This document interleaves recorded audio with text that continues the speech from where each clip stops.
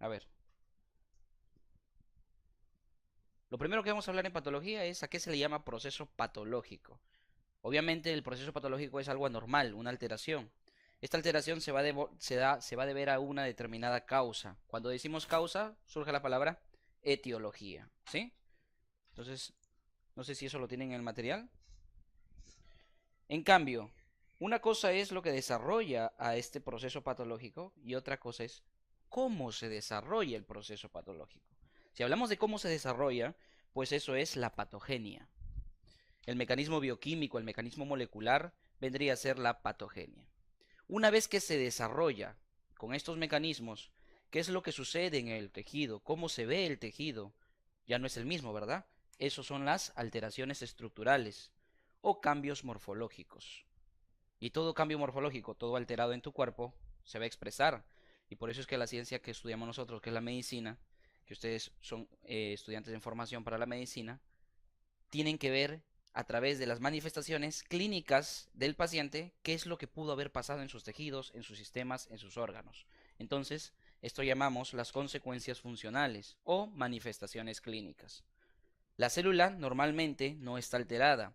Una célula normal para alterarse y transformarse a patológica necesita de una causa.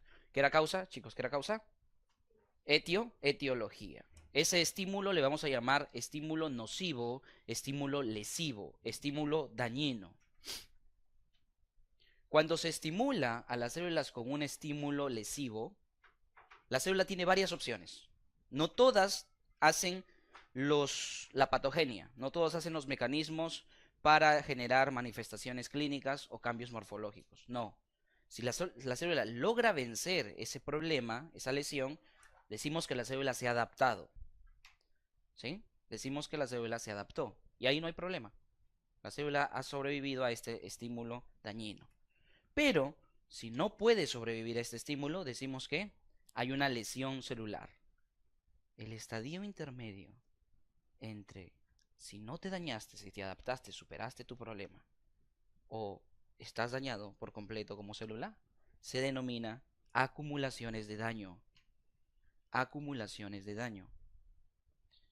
A lo largo de nuestra vida hay un estímulo lesivo que nos da paradójicamente la vida, pero también nos lesiona, y es el oxígeno. Esta sustancia cuando ingresa a nuestro torrente sanguíneo sirve para que las mitocondrias hagan ¿qué?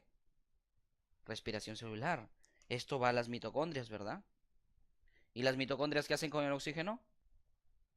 Sirve en la cadena transportadora de electrones de las crestas mitocondriales para producir ATP, perfecto. ¿Y qué es el ATP? La energía que las células necesitan para subsistir. Sin embargo, para que el oxígeno llegue a las mitocondrias, pasa por un montón de lugares. Y por donde pase, va a jalar electrones. Es un aceptor de electrones. Por eso decimos que el oxígeno oxida. Cualquier sustancia que quite electrones, oxida. ¿Y qué pasa cuando, por ejemplo, una manzana tú la muerdes y la dejas a la intemperie? Su superficie, lo que los compone, se oxida en esas moléculas. ¿Y cambia, sí o no? Lo mismo, el oxígeno nos oxida. Nos da la vida, sí, nos ayuda a vivir, sí, pero también nos oxida. Y es la principal causa de por qué envejecemos. Si otra fuera la sustancia que nos permitiría dar ATP y que no nos oxidara, no envejeceríamos. Este es el responsable. ¿Sí? Por eso alguna de las terapias para no envejecer mucho es aprender a respirar cada vez más lento. Porque mientras más lento respires, se supone que menos oxígeno ingresa, menos envejeces. ¿Sí? Entonces ponemos una de las patologías como envejecimiento. Envejecimiento. Que si bien es cierto es algo anormal, pero ya porque todos lo hacemos, lo consideramos normal, ¿sí? Bien, en esta primera parte vamos a tocar los siguientes puntos. Vamos a hablar a qué se le llama patrones de adaptación celular, vamos a hablar a qué se les llama causas de lesión celular y por último, cuáles las diferencias de necrosis y apoptosis. Primer tema que vas a desarrollar luego de ver cómo fue un proceso patológico, que lo hemos hecho en la diapositiva que ha pasado, esto. Por eso es que están de otro color, porque es lo más importante. Acá juegan muchas rutas metabólicas, muchas rutas bioquímicas. Y tienes que saber, lamentablemente, si es que así lo ves, el número y qué moléculas en específicas actúan en cada uno de estos procesos. ¿Bien? ¿Hasta ahí alguna pregunta? ¿Ninguna? Bien. Hablemos entonces de patrones de adaptación celular. ¿Cómo la célula se adapta a las lesiones? Una forma de adaptarse a los estímulos lesivos es la hipertrofia. Hipertrofia, un tipo de patrón de adaptación. ¿Qué es la hipertrofia? ¿Alguien lo sabe? A ver, un voluntario. No, ya no ustedes estuvieron en clase. Muy bien, señorita, a ver. Aumento de tamaño. ¿Qué es la hiperplasia? También aumento de tamaño. Está bien, pero hay una diferencia entre hiperplasia e hipertrofia. Es- falta algo. Es un aumento de tamaño, pero ¿gracias a qué? A que las células aumentan su volumen. Aumento de tamaño de un órgano o estructura debido a que la célula aumenta su volumen. ¿Sí? Eso es, el aumento del tamaño de las células. Perfecto. ¿Qué causas tenemos de hipertrofia? Normalmente nuestras células aumentan de tamaño. Sí, normalmente nuestras células aumentan en tamaño. ¿Cómo se llama ese proceso por el cual una célula se divide y genera dos células idénticas a la madre? Mitosis. ¿Tú crees que esas células idénticas a la madre, si bien es cierto su material genético, el número de organelas, etcétera, es igual, pero hay una diferencia, el volumen? La célula madre es más grande. Cuando se parten dos, las células son más pequeñas. ¿Qué tienen que pasarles estas células? Aumentar su volumen, aumentar su tamaño. ¿Recuerdan ciclo celular, chicos? A ver, menciónenme las etapas del ciclo celular. G1, muy bien, todos unánime.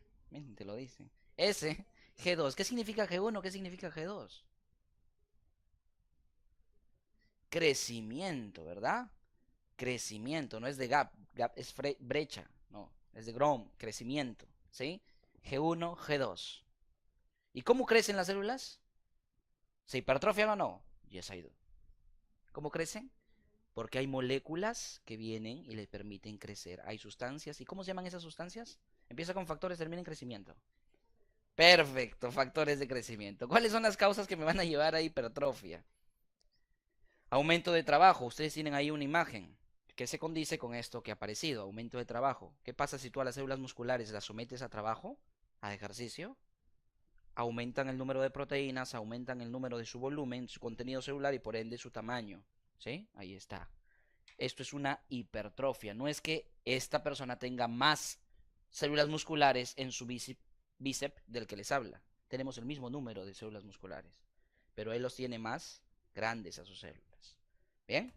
Factores de crecimiento, que es la principal causa normal por las cuales las células aumentan su tamaño. Y sustancias liberadas por los vasos sanguíneos, llamadas sustancias vasoactivas. ¿Sí? La principal sustancia vasoactiva, te preguntan en un examen de patología, principal sustancia vasoactiva que permite el crecimiento o hipertrofia celular. Angiotensina. ¿Sí? Angiotensina, una de las sustancias vasoactivas que permite el crecimiento celular, angiotensina.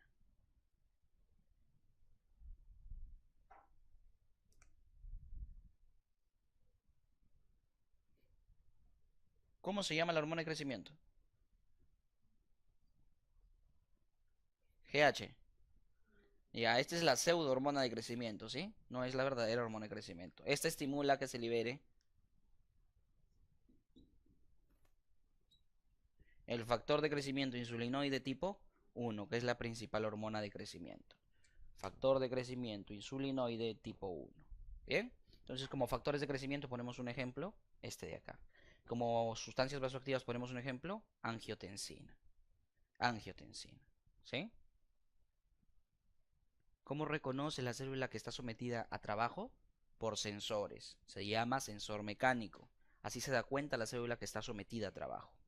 ¿Cómo se da cuenta la célula que les están enviando factores de crecimiento o sustancias vasoactivas?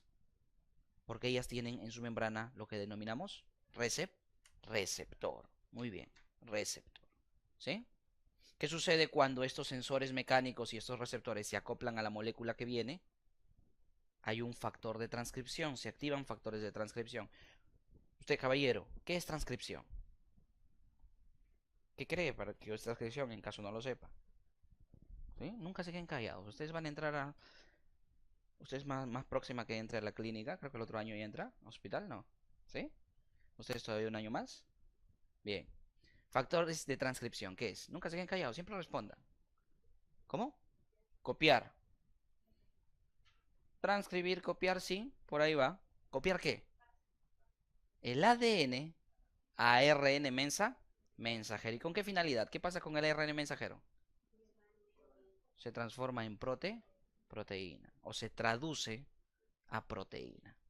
O sea, al ver que esto me va a permitir activar factores de transcripción y como consecuencia, ¿qué? Formar proteínas. Y por eso es que crece la célula, por un aumento de proteínas. Por eso crece la célula. ¿Sí? Perfecto. ¿Qué tipo de proteínas son las que aumentan?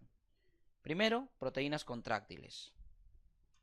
Si estamos hablando de las células musculares, esas son las que aumentan. Otro tipo de proteínas que aumentan es proteínas que la misma célula produce para crecer ella misma. ¿Cómo es eso? Usted es uno de los sistemas que dirige el cuerpo humano, o sea, hablamos del sistema nervioso y el sistema endocrino. Agarre, por favor. Me envía esta molécula que es una factor de crecimiento. Démelo. Ella me envía, yo tengo un receptor. Empiezo ¿a qué? A hacer transcripción, formar proteínas en mi interior. Una de las proteínas que formo, yo soy una célula muscular, una de las proteínas que formo son proteínas contráctiles. Pero otro tipo de proteínas que formo y que expulso y libero son estas, que curiosamente son otros factores de crecimiento que me hacen a mí potenciar mi crecimiento. Es decir, yo produzco mis mismos factores de crecimiento. Yo también puedo producir mis mismas sustancias vasoactivas. ¿Sí? ¿Se entendió? Perfecto. Factores de crecimiento y sustancias vasoactivas, eso significa ello. Dímelo. ¿Principal cuál? No, por ejemplo tenemos otro. Es el principal. Pero por ejemplo tenemos el factor de crecimiento tumoral. ¿Sí? Factor de crecimiento de nervios. Dos ejemplos más que te podría dar. ¿Sí? Factor de crecimiento transformante tipo beta, otro ejemplo. Pero el principal, este de acá. ¿Sí? ¿Cómo del GH? Sí, su precursor es este. O sea, quien lo permite la liberación de este. De los demás se liberan en tipos específicos de tejidos. Como por ejemplo este, ¿dónde crees que se liberará? En el tejido nervioso, pues sí es factor de crecimiento de nervios. Este factor de crecimiento tumoral se libera en todos los tejidos. Todos los tejidos lo liberan. ¿Sí? Y una de las últimas cosas que se realiza en este aumento de proteínas es la inducción de genes embrionarios. Dentro de los más de 30.000 genes que tenemos en nuestro código genético, tenemos genes que se activaron cuando éramos embriones. Se llaman genes embrionarios. Los genes embrionarios forman proteínas que activan la maquinaria para que la célula crezca.